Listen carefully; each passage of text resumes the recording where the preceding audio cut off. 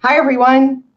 I'm CricketSong from Lunar Wisdom, and you're watching Wine, Witches, Witchcraft, another episode.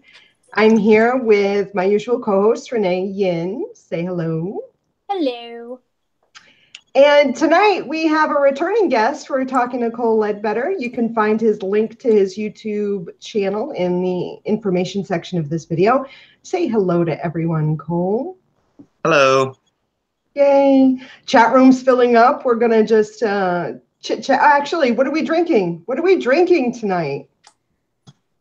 Mama's drinking coffee and I'm on my third cup because it's been that kind of week. Oh, no. Third cup today? Yeah.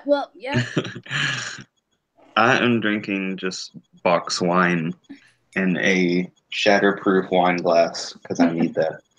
And what kind of red is that? Is it just red or is it? It's sangria. Oh, nice. Yeah. My fiance's recently gotten me into trying, and I like it.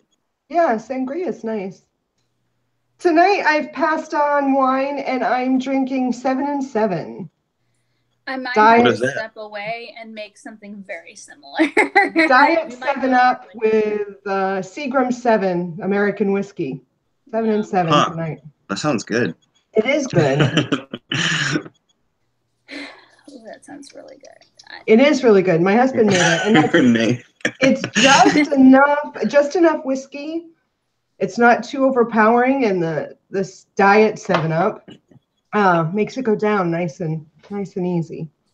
So yeah, and I have a glass of water too, just in case I need some water. Hey everybody, chat room's filling up. Milk and cookies. Milk and cookies. We're not exactly sure what we're talking about tonight. Cole said he has a couple of things that we can chit chat. I guess we can chit chat. What do you got, Cole? What do you got for us tonight? Well, I was recently trying to start at the Unitarian Universalist Church that I go to. We have something called Chalice Circle, which the symbol of the Unitarian Universalist Church is a chalice, which is something that I found interesting when I first started going. And so we wanted to start a cauldron circle, and that was going to be kind of the same basis, but a lot more witchy. And I was basically trying to figure out what we were going to do it about, and a huge request was spellcraft in general. And why would you do spellcraft, and how do you do it, and what are the sciences and beliefs behind it? And the biggest question I had was someone would be like, well, can I do this and this? And I was like, probably not. And because it was like outrageous things like, can I become a millionaire? And like, stuff like this. And I was like, I'm not going to tell you no, but probably not. And can I raise the dead? And like all this stuff. And I was like, probably not. So that brought up the topic of what are the limitations that you consider to magic, and why do magic if you can't be Harry Potter? Those are good questions. Yay. Yes. Yeah. This is good. We could spend a lot of time on this, Cole. Limitations okay, good. on spellcraft. I like it. This could literally be a series. I know, right? Okay, well, maybe it wasn't such a small topic then. No, it's not at all. Because people sometimes wonder, well, I sacrificed, a glass of boxed wine, set up some sage on fire, I prayed and put a petition onto Palo Santo and buried it. So why are not my enemies not all dead yet? Those kinds of things. Yeah. You used to getting those types of questions like, oh, honey, you've not heard of the box of the jar yet, have you? Yeah. Well, first off... Well, if I can't kill them. Right. So. Well, I think first off, it depends on who's asking the question, Yeah. Because if, say, for instance, Cole, you're asking the question, why can't I do this? As opposed to a brand newbie person asking the same question, well, there we go. Well, that's different right there, right? Start out small. Well, right. I think we've said it before on the show. Witchcraft is a practice. if you're not practicing, then you're not going to be able to do some of the more, I don't know, raise the dead type of thing, you know, or become a millionaire. I mean, you'd look at that first. Who's asking the question, and what is it they want to accomplish? Do you feel that there are certain things that no matter how many spells you do or how experienced you are, that for whatever reason you're not destined to have it, like millionaire status, for example? Maybe not millionaire status. It's just the amount. It depends on how much you can how much energy you can raise and in what period of time that you can raise it. So for instance, if you're talking like physical levitation of an object, I would say there's a hard limit on that, because I don't know if anyone could really possess or utilize that type of energy, you know, that much energy in that time frame of space to make this pen levitate off of a table, if you know what I mean. I guess, I mean, yeah, there is that realm of more like Hollywood type stuff, but I guess I'm mostly asking, how much do you think that you can alter fate? So I guess first, do you believe in fate? And then secondly, do you think that you can alter it? And if so, do you feel like there's ever a part where it's like, no, you can't get past this kind of thing? Well, I think, I don't know, I wouldn't call it fate for me personally, because I feel like we all have a purpose for manifesting in the physical realm.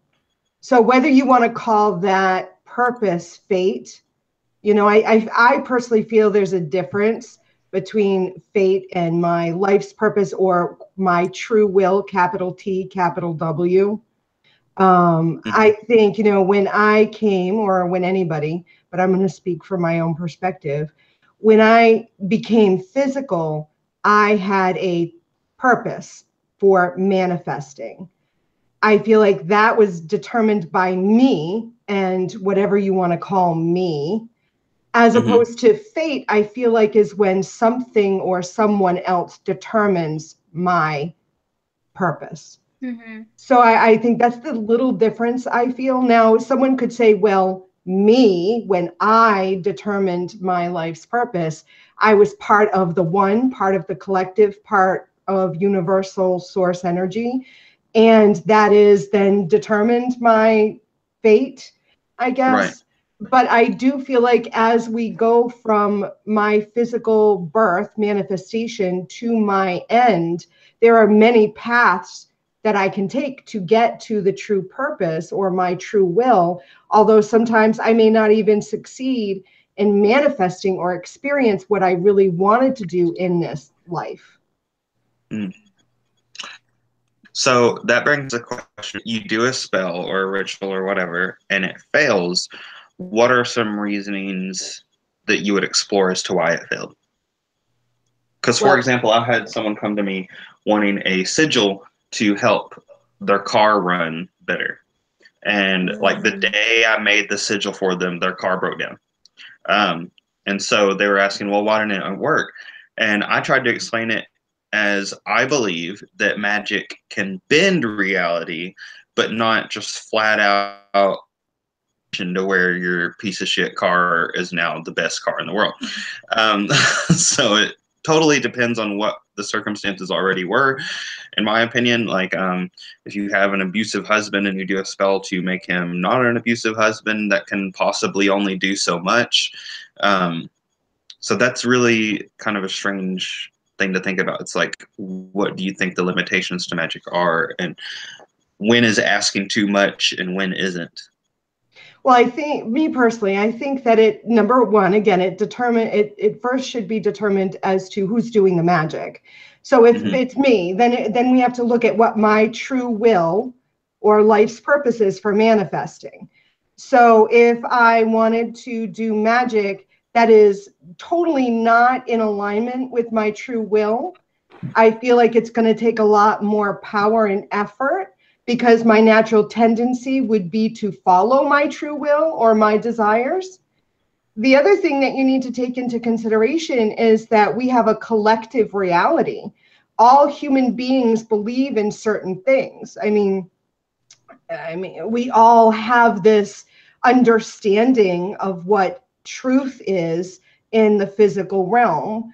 And then some of us have different perspectives of what the truth is in the physical realm. You know, we have the law of gravity. I believe the majority of us understand what that is. We all believe in gravity. I feel like it's this big collective, and we've believed this for so many years. So it's a reality for us, at least on Earth, of gravity. But if you're trying to do magic that is in direct opposition of gravity, like levitation, you not only have to get over your whatever is in alignment with your true will, but are you going against a general reality or truth in that reality? Because then it's almost like a tug of war. You are trying to go against something that isn't true. And even if you believe you can levitate the pen, even though there is a general consensus of gravity, I mean, you really have to be honest with yourself. Do you really believe you can do that? Do you believe you have the ability to do that? If you have any little doubt that you can't do that, you're already not going to be set up to be able to accomplish that. And then the reality of what we believe in the physical realm. I mean, for me, that's one of the reasons why you cast circle. You cast circle to separate yourself from this reality. You are between the worlds. You only bring into circle what you want. And ideally, anything can happen within circle. That's the beauty of going into a circle, a magical circle, you know? Yeah. And I guess it's similar to the question of unanswered prayers that other religions have. They're like, why did I pray about this and it not happen? Although they have the familiar, oh, well, God knows better than I do. But we as witches seem to have, not all of us, but I mean, the act of us doing spells is kind of a way of saying, no, I'm going to make this happen. And so even if God is like, no, I don't think you should have this, a spell, in my opinion, is kind of like, no, I'm going to get it anyway. And so whenever a spell fails, I think it's a little bit different for us to explain it besides just, oh, God doesn't want us to have it. Right. So, I mean, the idea that if the spell failed, did you were you distracted when you were casting the spell? Did you, were you truly focused? Did you raise enough energy like Renee brought up? Did you really have enough energy, whether you're pulling it from yourself or from other places? Were you able to actually raise the energy? Did you focus, power, the raising of the energy, the intention? Did you get, did you were you writing or casting a spell with many different intentions, so you didn't really have a clear focus of what you were trying to do? And then the obvious one, that it manifested, just not in the way that you thought it manifested, that you just aren't seeing the manifestation because it's not what you exactly expected, Right. Agreed. And sometimes it takes more than one candle. Sometimes it takes more than one spell. Sometimes maybe the sigil, which is kind of like, depending on how you release the sigil, that's going to be quick, fast, and in a hurry for the, manifestation. Some things, like, for instance, to cure cancer, burning a sigil is not something that I would use for that type of working. And of course, this is with the understanding that I would never use anything to stop that type of fate in the first place. But like, for instance, if I were to get money to come to me, if anything, I would be trying to manifest money instead of to manifest the car to work. Yeah. Sometimes, and not only that, we're casting for someone else, and sometimes that can also backfire in a way. Sometimes you either you can't connect with the energy, or their energy doesn't want to connect with you. That person that in that situation should be doing the manifesting because it's their vehicle. Does that make sense? Because it matters more to them because they're the ones that need to go somewhere. And it could be that particular car, there was a reason for that particular car not to run well, because maybe it's not aligned with their true will. Maybe there is a different path, depending on if they believe in the gods or the spirits, or if they're working with a particular entity. maybe that entity is interfering with the manifestation of the spell because there is something, 3 steps beyond that would be more beneficial for them, Right. But based off what you just said, do you think there would ever be a way that, because, I mean, it's pretty similar in do you think there's ever a way as a witch that you could say, like, okay, like you said, you did a spell and then something interfered because there might be something better in their future or it's not in their true alignment or whatever. Do you think they could realize that and be like, well, I don't care that it's not in my true alignment. I don't care if there's something better in my future. I want this now. So I'm going to do this spell again and it's going to happen. Do you think there's ever a roadblock, or do you think that there's no limitations, or what is your... I think it depends on their relationship with, for me as a witch, whether I'm working with deity or other spiritual entities, I'm always working with the spirit realm. So I have my familiars that I work with. So if my familiar spirits feel or know that it's not in my best interest, in my true will, it's going to harm me, and I have this relationship with them, I trust that if my spell isn't manifesting, and I know I've been focused and I can see that I am doing everything right or correct, and maybe I've done it multiple times and my end result is still not coming up, I trust that it's because the spirits know best for me, or they have something else working for me, because it's a working relationship. So for me, I don't see limitations. I do understand that there's this relationship with the spirit realm that I have and I've cultivated, that if it's not manifesting, then there's a reason why it's not manifesting. I totally agree with that. And I trust my spirits and guides and gods and goddesses as well. But just as a hypothetical question, I'm wondering if you can be like, screw all that, I'm going to do it anyway. Or do you feel like they are more powerful than we are and are like, no, you're not going to do this, and can kind of put the foot down on it? I say theoretically, you can say screw this and manifest something else. But the thing is that you would have to think outside of the box and do a different type of spell. Kind of like I said, instead of, doing a sigil to make a car work for someone else, that person should be doing a money spell to get a different car. So instead of making that car work, getting another car that works. Be like, well, screw this. Maybe the spell should be more generalized and say, hey, I need to find a way to get from point A to point B by this Thursday. These are what I have. I either, so whether that is to increase funds or increase the hustle or find a different hustle, like you would just need to find a separate way to manifest the same ending. That's because that's how I do my magic all the time. And I'm like, well, fuck you. This isn't going to work. Okay, then let's go back to, I go back to the drawing board quite often. And say, this. Yeah. That's actually something that is talked about in the book, Condensed Chaos, An Introduction to Chaos Magic by Phil Hines, I think is his name. Yeah, Phil Hines. He talks about if you do a spell, you have to know how it's going to work. Like, for example, with that person wanting the new car, or not the new car, they just wanted their car to work. They didn't really put very much thought into, how do I want this to happen? If they would have done a money spell, even just for them to buy a mechanic, then that would have been a way for that to manifest. But instead, they were just like, I want this to happen. And so in that book, Condensed Chaos, they talk about you need to have like a blueprint idea of how this is going to manifest before you do the spell. That way you know what kind of magic you're going to do and how it's going to come to you and things like that. The best form of magic to practice, quick, fast, in a hurry, or over time, or, because that's, you also have to come back to the question of how much energy to realistically do you need to raise between now and the results of the ending? Like, that's sometimes what you're asking is maybe more than the energy you can physically raise. And at the time, if that's the case, you got to find another way or increase your timeline. Yeah. Right. And that's exactly that whole looking for a different way to get to the same intention, I feel like is why that is the reason why the spell didn't manifest in the first way that the person would have done it. So if I am casting a spell to get that car to start, and it's not manifesting, then in order, like Renee said, it's really maybe not necessarily that car that I need to start, but I need to get somewhere.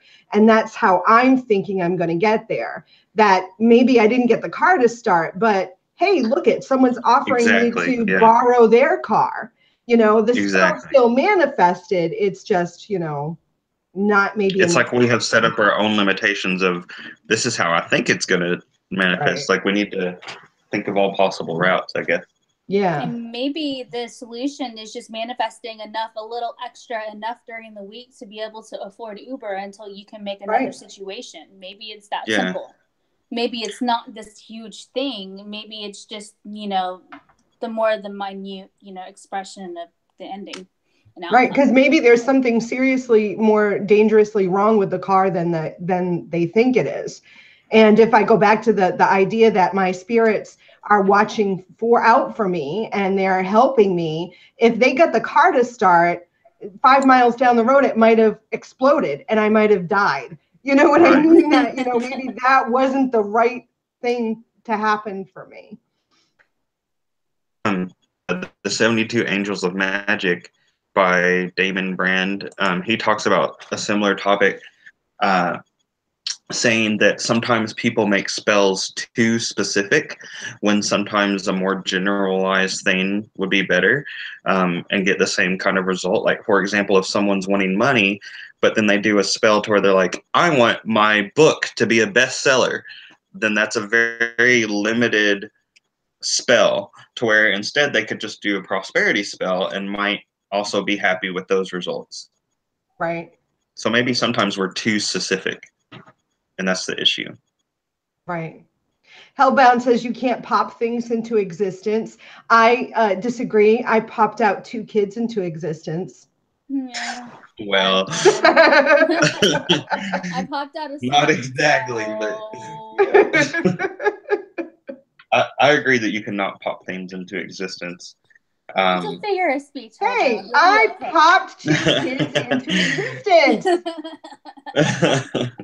You can't tell me I didn't. I have proof. They're over upstairs. Actually, one's we at believe work. You. The human you grew. We don't need to see the home videos. We know. I do think, I mean, going with that idea, I mean, magic does take the path of least resistance. So, I mean, if, you know, I've heard that phrase a lot. Right. So, I mean, if there is a physical law, like I said, like gravity, and magic is going to work with what we know, what our reality is. So then if you're trying to levitate, it's going to go against gravity. So, I mean, I don't think, I mean, it will never happen. I don't usually say never or always, because I find that there are exceptions to the rule.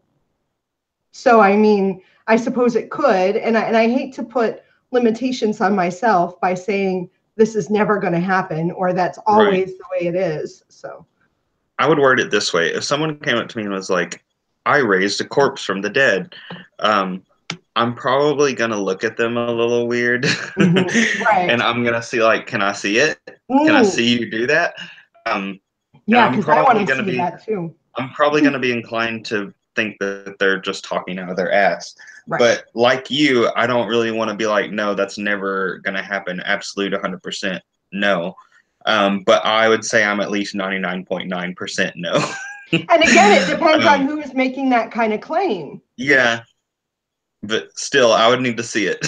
Yeah, I would want to. Well, I don't know if I need to see it. I'd want to see it. I would want to see it. If somebody told me that they had levitated before, I would need to see that. I would want to see that too. It reminds me of a story that my husband told me. I think it was a Tai Chi master or a Qi Kun master who could push. Was it? My husband's sitting over here. I'm like checking with him about it. Wasn't there a master who could push someone with just without touching them? He can't remember what he told me. But I know that there was this guy who said he could knock people out with chi. Maybe that was it. And people wanted proof, and they tried to record it on a camera or something, and I don't know. Forget it then. He can't help me. The one I'm talking about was this like karate person. I'm not sure what kind of karate. But he said that he could knock people out with chi, and he would just like do this with his hands and like yell, and then they'd pass out. But then you had two skeptics who were like testing him to see if they could knock them out, and nothing happened to them. So I don't know. I don't know if it's the same story. It sounds similar, but I mean, it could be a similar story too. Yeah. I don't know how I feel about stuff like that. I try not to be too solid in any belief I have, but I am very much more inclined to be skeptical, I will admit. I like to have a healthy skepticism, even when it comes to, I'm kind of the asshole in that way of like, even when it comes to people and their craft and what they say they've accomplished, you know, because some people like to, you know, what's the word? Yeah. You know how there are flexers like little Tay, these little children delinquents screaming out, I have all this money. Look what I totally know what you mean. But sometimes people in the magical community like to start flexing of, I manifested this and look at this and be afraid of me. Ooh, look at my woo-woo. And I'm just kind of like, even to me and my healthy skepticism, I am skeptical of what people say that they've manifested. I really, truly, unless like we're really close or have a high regard for you, then I pretty much kind of assume that, like, you know, maybe it's 30% of what some people say. But that's just because I've seen a lot of people talk a lot of shit, you know, in general. Like we've seen people on here say they've summoned the devil, and I'm just kind of like, great. Yeah. Again, you know, for me, I look at who's making the claim. Who's making the claim, and why are they making the claim? Why is it so right? I know. Why is it so important that you tell me that you're doing this shit? Why do I need to know this? I mean, honestly, I don't go around telling everybody what I manifest. And you know, I manifest, I practice, but I don't go around claiming it, because you know what? And at the end of the day, why does it matter to you what I can manifest or not? Exactly. Yeah. To be silent. But there is a lot of that whole like flexing mentality in the magical community, especially in like areas of like knowledge. Like so many people are like, oh well, I know this, I've read this many books, I know more than you, and like you're stupid, and like, you know, this whole like honestly, it's kind of made me a little bit reclusive with the pagan community, but yeah, I still find those little gems that keep me coming back for more. But I agree when it comes to magic, like what Cricket said about how you know, magic follows the path of least resistance. So think of it like, you know, you're doing a spell to find the perfect partner. Say you're this guy wanting to find another guy. You want him to be rich. You want him to be good looking. You want him to do A, B, C, D, E, F, G. Every single thing you add to that working adds a whole entire infinite set of possibilities that actually work against you. And a lot of people do these really extensive, to the point spells of exactly what they want. And, you know, from learning about house shopping, the perfect house doesn't exist. You have to accept fault somewhere. So you should be happy if you get 4 out of 5 things. You should be really excited.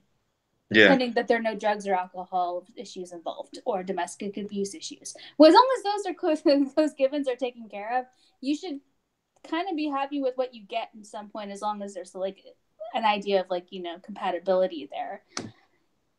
My thought is, if you really want to be specific, then you can, and you're willing to wait for it.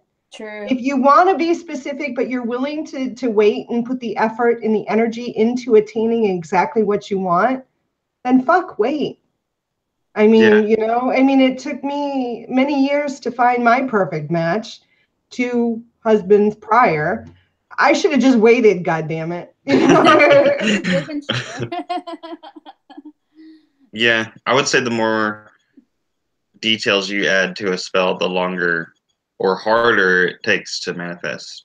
Unless, and this is a big unless you're in line with your true will or true self or true purpose. If you've done all that shit work on yourself, or all that dark work, and you are honest with yourself, and you've gotten to that place, which not many of us are able to even get to, then you can manifest everything just like that. It's so simple because you're working with the flow of your energy and your existence and your essence. You're working with it. When you're working with it, things manifest quicker. When you're got all this junk clogging up the avenue of energy, then it's going to take longer, you know? Right.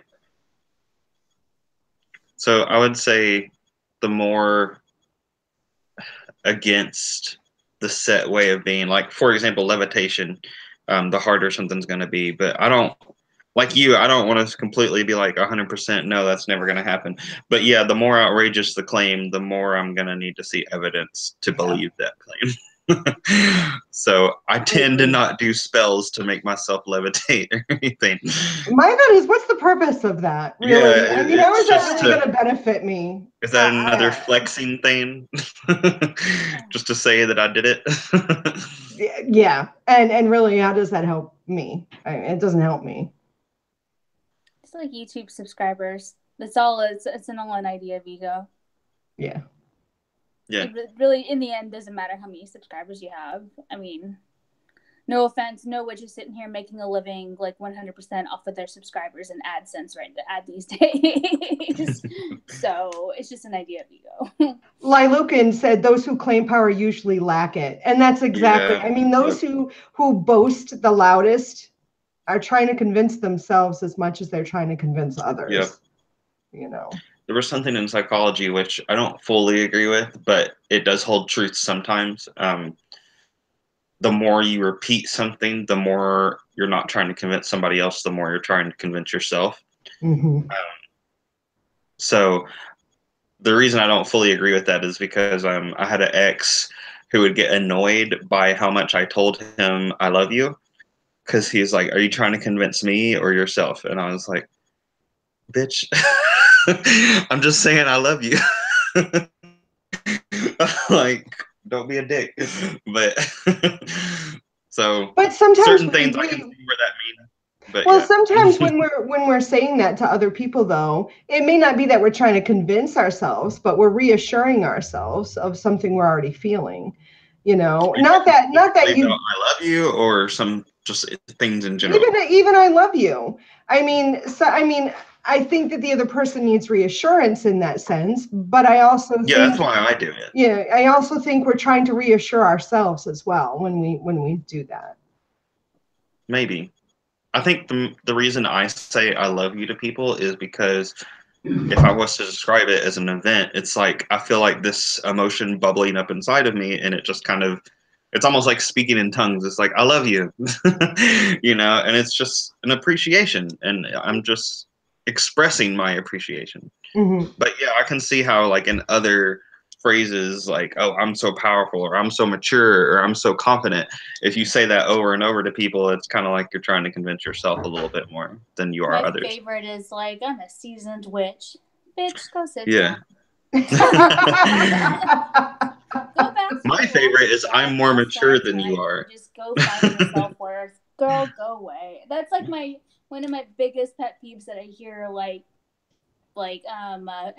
say it, female witches, they're like, oh, I'm a seasoned witch. And I'm just like, go get a job, because they're usually the same people that are housewives during the day, have nothing to do. All their kids are grown. They're just sitting at home gardening, which, FYI, am a little jealous. Wish I could. But this thing is just like, find something to do, please. Get a job. My favorite is whenever someone says, I'm more mature than you are. And I'm like, uh-huh. The fact that you said that. I had a same ex, the one that told me about the don't say I love you too much thing. He told me that one of his biggest pet peeves was when somebody called him childish. And in my head, I was kind of like, well, that's because you are childish. Oh, no. But it's like a trigger to you because you're childish. But yeah. That more sounds like a shadow, because most people have called me childish, and that's probably because I probably don't act that way. Like, if you think about, like, you yourself, not many people call you childish, probably. Well, even if they do, I'm just kind of like, okay. Like, it doesn't bother me, you know? I'm just kind of like, okay, that's your opinion. To me, if somebody says something like that and it super bothers you, then that's, like you said, a shadow aspect of yourself that you haven't addressed yet. But yeah. So that was a good 30-so-minute conversation about magic. Any other little things you would like to discuss, Cole? Yeah, sure. So speaking of manifesting things, I have a mentor, although she would probably not really call herself my mentor. She would probably just say that she's my friend, which she is. But she has helped me a lot. And she's a necromancer, and that's what I've been trying to get into and stuff. And one of the first books that she recommended to me was Carnal Whispers. I don't know if anyone has ever seen it. It's by Somnus Dreadwood. And she recommended it to me because she said, I want to show you how crazy people can be in the necromancy path and how dark they can be in the necromancy path. He talks about the first part of the book is really, really good. And there's a lot of this that I will utilize. But then eventually he gets into this realm of like, go grave robbing, dig up a corpse, try to reanimate it, and like all this stuff. And I'm like, okay. And then isn't that like against the law? Yeah, a lot of. Okay, so this is a coven, I guess you would call it, called the Cabal. I think they have like an actual full name, the Temple of Magazara. I don't know, but they also go by the Black Court, and but they're like a coven, and yeah, a lot of their stuff is against the law. But another thing was I went to a graveyard and I felt like this homey, warm sensation. And it was a graveyard that I had volunteered to pick up trash at. Like I talked to the operator of the graveyard, asked him if it was okay for me to do that. And he was like, well, shoot, yeah. And so I pick up trash at that graveyard. But when I went to that graveyard, I introduced myself to the spirits there. And I felt this very warm, homey sensation. And then I was also gifted a skull of a skunk. Nice. Like I just saw this corpse of a skunk while I was there. And I was like, well then. And it felt like it was a gift. And so I told her about this. And she was like, well, shit. And I was like, what? And she goes, it sounds like you're being called to work this particular path of this one book. And she's like, the reason I said, oh shit, is because it's kind of dangerous and parts of it illegal if you go to that extreme with it. And so the book is called Grave Lording. And the path is to become a grave lord, whatever that is. It sounds edgy and dramatic. It does sound dramatic. But I told my spirits, this was $100 book. Holy shit. And so when she showed me that, I was like, yeah. And I also made sure that she was not the author trying to sell me her own book. Right. But so I was like, I don't have that kind of money. And so I told my spirits, I was like, if this is something you are calling me to do, you're going to have to find a way to get me the money. And just like that, I got bam, bam, bam, right after another 5 tarot readings, $20 each. So I had $100 all of a sudden out of nowhere. And I was like, okay, well, shit, I guess I'll buy this book. And this is what the cover looks like. Wait, wrong thing. But yeah, it was $100 book. Completely ridiculous. And this, like I said, it's from the same group that this other book is from. And some certain parts of it are illegal, which I will probably not be doing. And they seem, in my opinion, to truly, truly believe that you can raise a corpse from the dead, like a human corpse, reanimate it as a zombie type thing, like you see in the movies.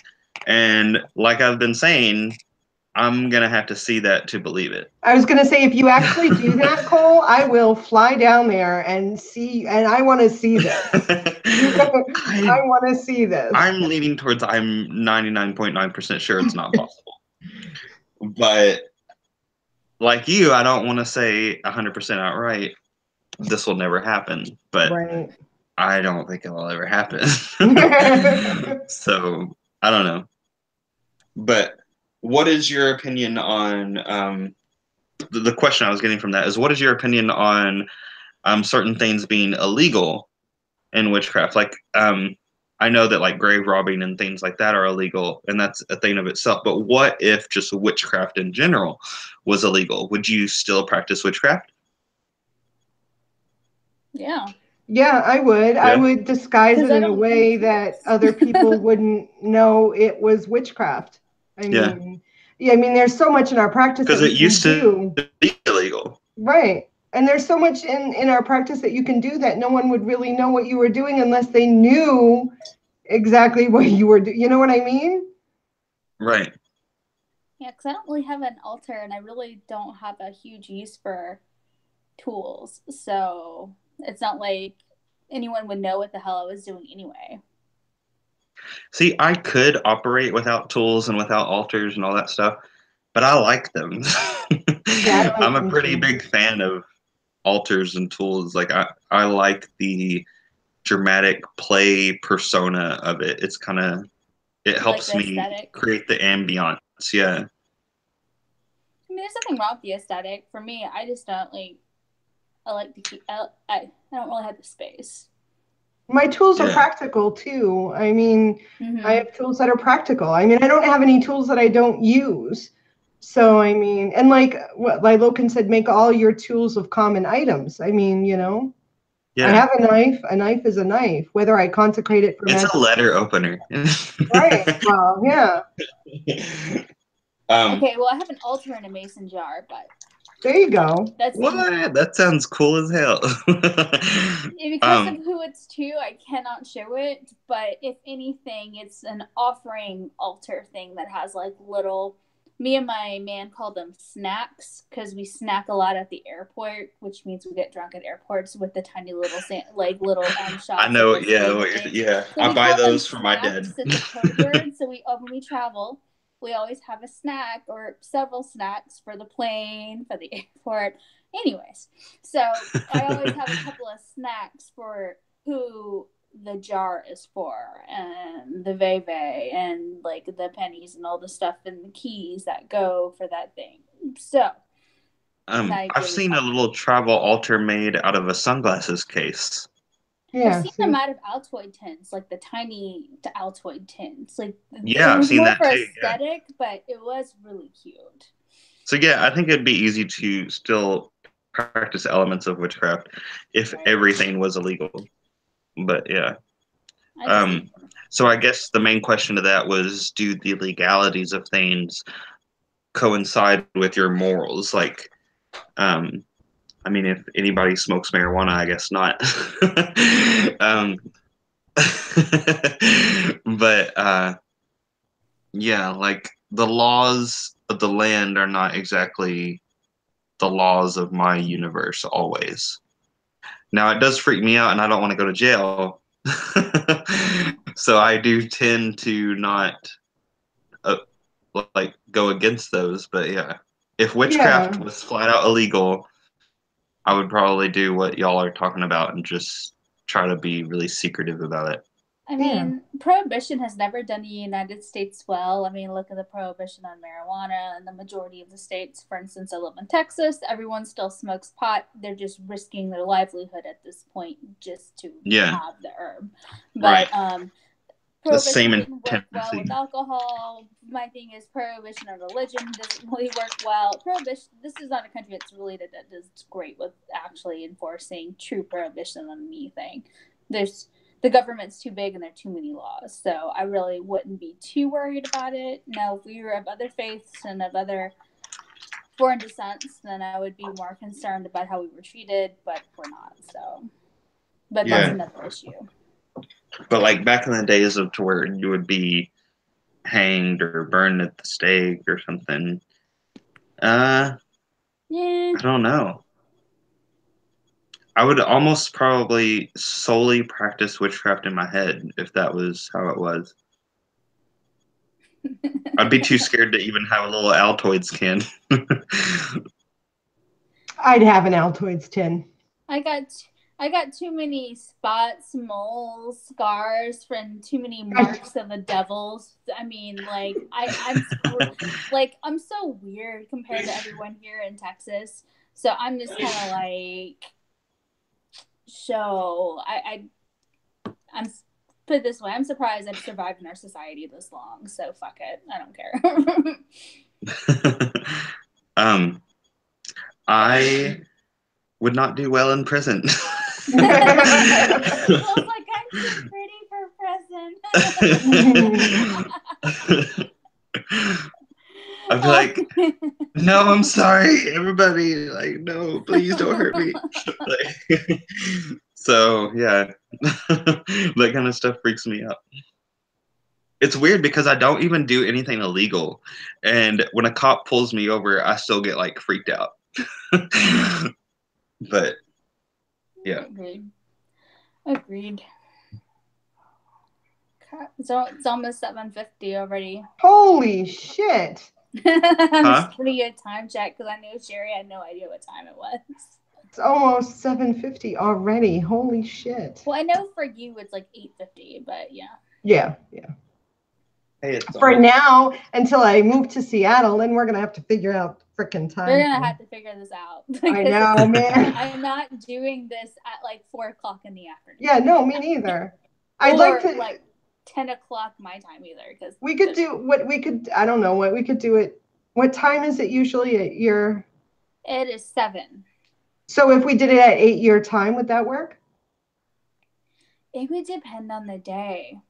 Yeah, we'll have to figure it out. Yeah, it would have to depend on the day. Yeah, it is 7:49 p.m. where I am.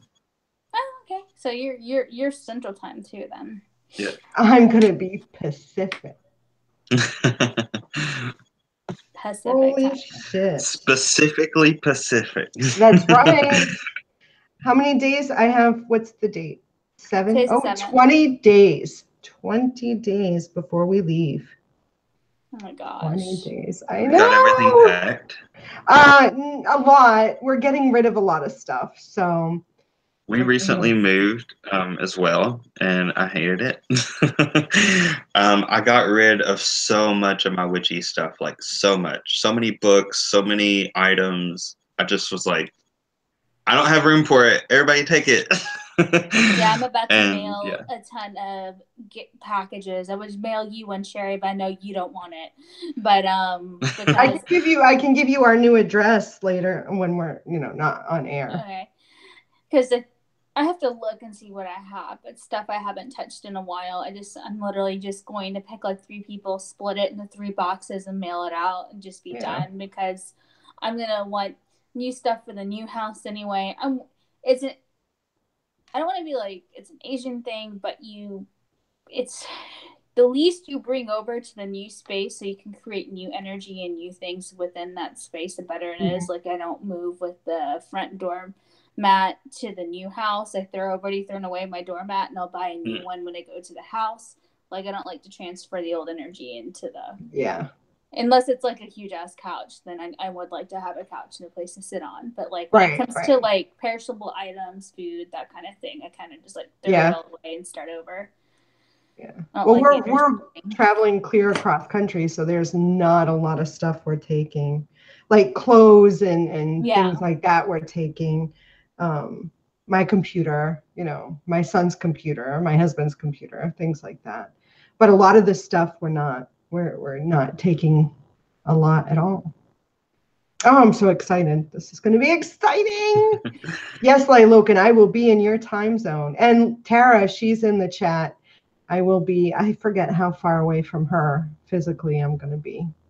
I need to get back into the community of YouTube. I haven't made a YouTube video in a while. Yeah, I noticed that. Every so often I go checking on your channel. I'm like, did I not get notifications? No. No, I'm just the Natalie Tran of, if anybody knows who that is, of the pagan community. Everyone's kind of doing that. Everyone's kind of not posting that often, I've noticed. Yeah. Like, and I'm about to be going back to school this fall, so. Oh, yay! I'm gonna be a mortician. Are you? Surprise. Awesome. But awesome. yeah, so even once that starts, I'll be even more busy. And my computer's broken right now. Bless That's you. my fiance. Oh, bless you.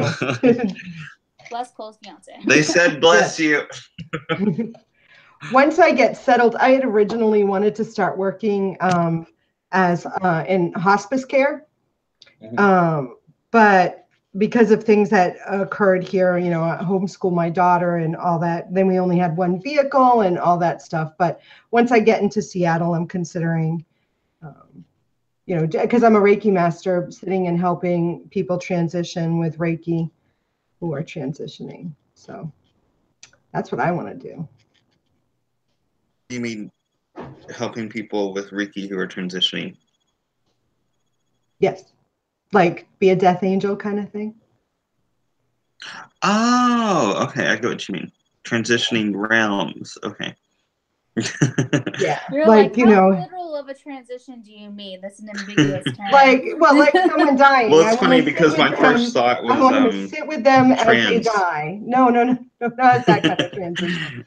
Dying people who are, because you said being a mortician. I don't necessarily want to be a mortician, but I want to sort of help them as they die, you know, using Reiki to help ease the separation from the physical realm. I also bought this with that book. It is a necklace that has my grandma's ashes in it. Oh, I like it. It's just a little skull. But yeah. That's the new things I have that are witchy. Free adult dating service. What? Yeah, I've been having a problem. They keep coming up with new accounts with the same name. And I have been continually like... Is that in the chat? Yes, we don't need no dating service, people. Yes, no more East Winters, Cricket. That's right. Why do I think Cole will be in the news later for messing with corpses? Laugh out loud. If you see me, I'll throw up a peace sign. Okay, cool. Dating with hot girls. Oh my God, what is this shit? The bots are here. Yeah, I see it. Beautiful necklace. Learn People enough to like get bots. People like Thank you. It was from Curious Remains on Etsy. Curious Remains. Not sponsored. Yeah, not sponsored.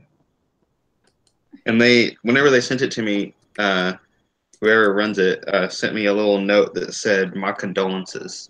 My condolences. You know what I'm trying to say. Yeah. And I thought that was really sweet. That is. I'm looking them up now. Do we not have any questions this time? I'm surprised. Yeah, no questions. We had some like way back. Someone, but I don't know if we can answer it in 5 minutes. Someone was concerned about the ramifications of doing prosperity magic because their parents are 90 and they don't want to get their money through their parents passing or through life insurance of their man. Oh. So that's what I'm saying. I don't know if we can answer that in 5 minutes. I think it'd take me 5 minutes to think about that. Well, I was just thinking, you know, when I guess, I don't know, when I do prosperity magic for myself, I've never had anything like that happen. If you fear it, the more likely it's I was just going to say, and maybe that's why I don't really sit down and go, oh my God, what if someone died? And I guess in the way that my money manifests is basically through clients coming for Reiki or healing or readings or things like that. So I kind of assume as soon as I do a money spell for myself, I know that that's how I'm going to, you know, I've talked to my husband and said, I got to be a little more careful because, you know, I do a prosperity spell and then all of a sudden the next day I'm booked solid and I'm complaining because I'm too busy and I don't have free time, you know. Right. Mm-hmm. I would say that I believe that you can put clauses to spells that are like, I want it to come through certain routes, like we said, or I don't want it to come through certain routes, or to the harm of none, or, you know, whatever practice you follow. Like, I believe that you can do a prosperity spell and not have to worry about those things. And if you're worried, do a protection. That magic can't affect that person.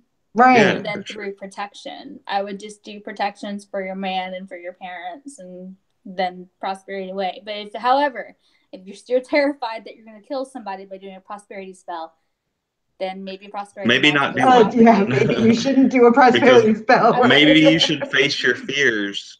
Exactly. First. Exactly. Because like I said, if you're aligned with your true will, if you're aligned with your life's purpose, if you're aligned with your authentic witchy self and your own power, then you're going to follow, the river of that. I mean. Right. I don't know.